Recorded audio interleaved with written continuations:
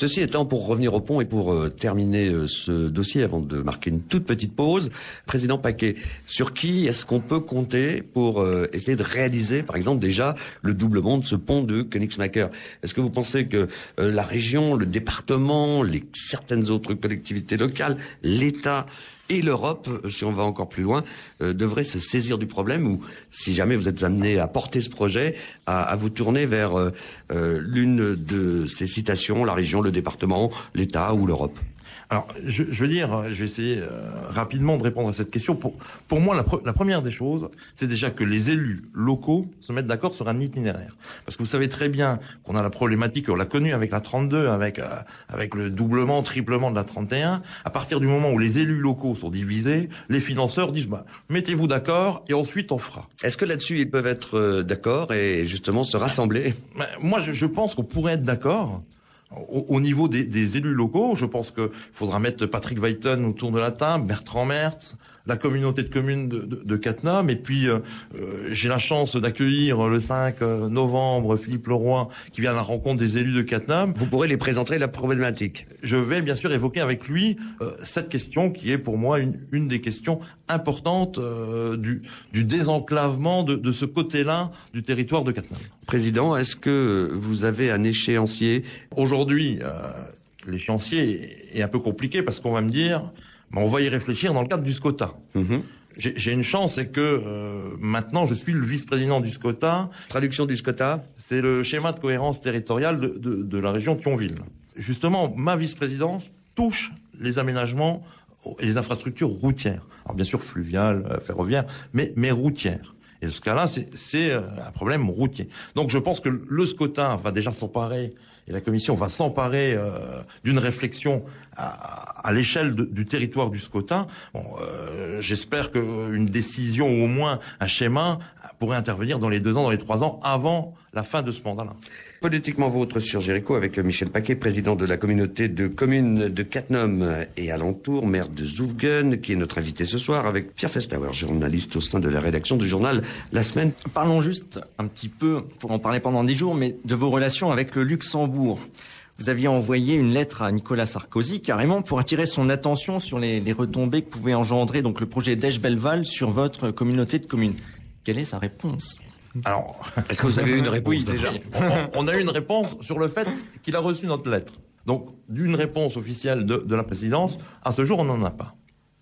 Mais pourquoi cette interpellation, entre guillemets, du chef de l'État?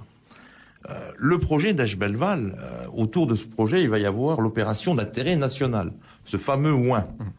Je vais dire, et lorsqu'on regarde un peu ce qui va se passer, on va développer Esch-Belval, c'est très bien. Mais bien sûr, il va y avoir des gens qui vont devoir y travailler. Il y a des gens qui vont se rapprocher. Et aujourd'hui, lorsqu'on regarde un peu et lorsqu'on a des indicateurs, des gens qui sont à l'étude de notre territoire, ils pensent que le canton de Cattenom va encore, suite à cette poussée sur Esch-Belval, augmenter en population entre 5 et 10 000 habitants. Alors, je trouve quelque part qu'il n'est pas normal que la communauté de communes de Cattenom, qui devra accueillir éventuellement ces nouveaux habitants, qui devra mettre à leur disposition des services, ne fasse pas partie de la réflexion de l'opération d'intérêt national. Et c'est dans ce sens, et c'est suite à cette remarque-là et ces interrogations-là que j'ai écrit au président de la République, où je souhaiterais que nous soyons inscrits dans ce périmètre. Pierre Festauer.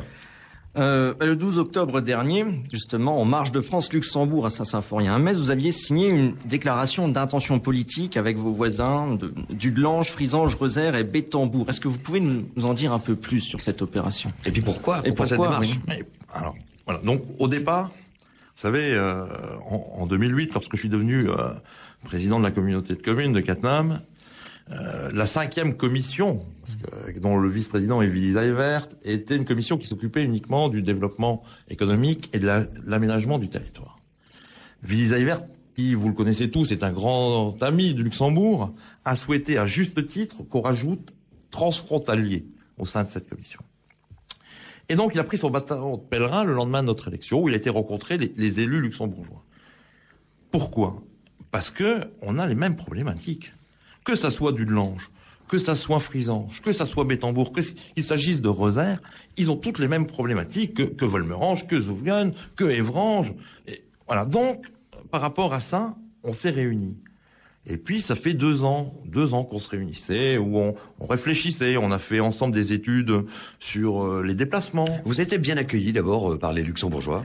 Mais alors, oui, Monsieur Boudou, forcément, parce que les liens sont même antérieurs à la communauté de communes. La commune de Volmerange-les-Mines et d'Udelange, je veux dire, ont des liens depuis des années. Ils n'ont pas attendu que les uns ou les autres parlent de transfrontalier. Il faut savoir que la halte ferroviaire, qui est à l'initiative de la communauté de communes à la base, c'est Monsieur Locatelli, l'ancien maire de Volmerange-les-Mines, qui, en discutant avec le maire de Dudelange, s'est rendu compte que quelque part, si on prolongeait les anciennes rails de 100 mètres ou de 200 mètres, on pouvait avoir une halte ferroviaire. Et ensuite, bien sûr, les différents partenaires que sont la communauté de communes, que sont la région, que sont l'État, tout le monde a trouvé l'idée bonne, et ensuite le projet a pu voir le jour. Moi, vous savez, je suis quelqu'un de très terre à terre, et je pense que les élus locaux doivent être consultés, parce qu'on peut emmener la connaissance du quotidien avec à terre et un bon sens sur lequel où la politique ne fait pas ombrage. Justement, ce genre de discours a dû plaire à Roger Quesel, qui est venu vous rendre visite il y a quelques semaines. Oui, alors je veux dire, là aussi, avant j'évoquais votre émission avec Bertrand Merth. C'était l'année dernière, à peu près à la même époque. Je crois que Roger Quesel était votre invité. Absolument. Et malheureusement, vous savez, comme je ne le connaissais pas. Je suis un jeune élu, territoire de Cattenom, donne l'image qui se replie où on vit en autarcie. Alors que c'est pas ça. On a bien compris qu'on est au milieu de tout. On est au milieu de Metz, on est au milieu de Luxembourgville. Et donc, je veux dire, j'ai écouté votre émission, et Roger Quesel était votre invité, et je trouvais que je partageais pas mal de points de vue de cet homme, et notamment dans le cadre des relations transfrontalières. Et donc j'ai demandé au service de la communauté de communes de l'inviter sur notre territoire. Il est venu rencontrer l'ensemble des élus, on a pu discuter, et d'ailleurs, celui qui vient me rendre visite à Cattenom, sur mon bureau, il y a le livre de Roger Quesel, La Lorraine en face, que j'ai pris le soin de lire, et que là j'ai entamé une deuxième lecture d'ailleurs. Pierre Festauer. On vous sent assez attaché aux relations franco-luxembourgeoises. Si on vous parle d'une métropolisation Metz-Thionville-Briey, on a l'impression que c'est pas votre tasse de thé. On dit une grossièreté.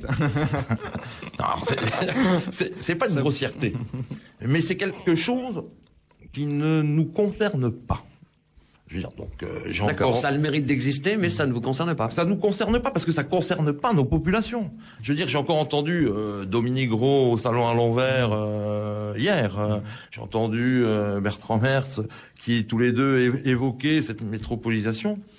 Je veux dire, il faut pas qu'ils oublient où travaille, où vit notre population. Je veux dire, je crois que pour cette année, ça doit être la 3e fois que je viens à Metz. Je veux dire, mon activité est tournée vers le Luxembourg. Je veux dire, voilà. Donc, ma population, la population du territoire de Cattenom, va faire ses courses au Luxembourg, va vivre au Luxembourg, travaille au Luxembourg. Donc on l'a bien compris, tourner vers le Luxembourg, un peu à l'image de ce que l'on peut voir en Moselle-Est par rapport à la Sarre. Oui. On est à peu près dans cette même démarche. Alors, toute dernière question avant de marquer une pause, parce que le temps passe très vite, on a énormément de questions à vous poser avec Pierre Festauer du journal La Semaine. Quelles sont vos relations avec les autres? Quand je dis les autres, c'est Thionville, Yutz, Terville... Alors, je veux dire, relation de collectivité avec collectivité, relation d'homme... toutes les relations. Vous voulez tout savoir. On va faire plus, on va faire simple. Alors, bon, au niveau de collectivité, je crois qu'on a des soucis avec personne. Il y a aujourd'hui des réflexions qui sont emmenées, qu'on essaye même d'initier, parce que vous savez qu'il y a toujours maintenant cette épée de Damoclès là, sur la refonte des territoires, sur le pouvoir qu'on pourrait donner au préfet en 2014. On va y revenir. Donc, je veux dire, bien sûr, moi je défends plutôt un regroupement avec les communes rurales, parce que je considère que ces communes rurales ont les mêmes problématiques que nous. Là, j'entends bien, mais je veux dire, en termes de relations, donc visiblement tout va bien entre les différentes villes, communautés de communes, tout se passe bien. La communauté de communes de Cattenom travaille avec tout le monde. Mais il y a peut-être des problèmes avec les hommes, c'est ce que vous êtes en train de nous dire à demi-mot, sans qu'on vous demande de nom, parce qu'on va pas être non plus chercher à vous faire dire des choses comme ça. Mais à Cattenom, on a une force, et je crois que c'est notre force, c'est qu'on n'a jamais fait de politique dans nos décisions, dans le cadre de nos décisions communautaires. On a toujours donné une priorité à l'intérêt ou ce qui nous semblait être l'intérêt général. Donc forcément, à partir de là, on a une liberté d'esprit qui fait et qui est que avec les uns ou les autres, si on n'est pas d'accord, on leur dit. Voilà, donc ça peut un peu gêner, parce que une fois on pourra être d'accord avec des gens qui ont des idées qui sont de droite, et une autre fois on sera d'accord avec des gens qui auront des idées de gauche. Mais pour nous, ce qui est important à Cattenom, c'est l'intérêt général et que la charrette avance dans le bon sens. On va prendre l'exemple de la déclaration de Bertrand Mertz, qui était ici même la semaine dernière au sujet du pont de Königsmacker, par exemple. Tout à fait. Par exemple. Ah oui, exactement. Bien. Et je peux être d'accord avec Philippe Tarillon et Patrick Weiten sur le port, et les aider à réfléchir et à tout faire pour que le port voit le jour. Je pense que c'est important. Politiquement vôtre. 18h20, 19h sur Jéricho.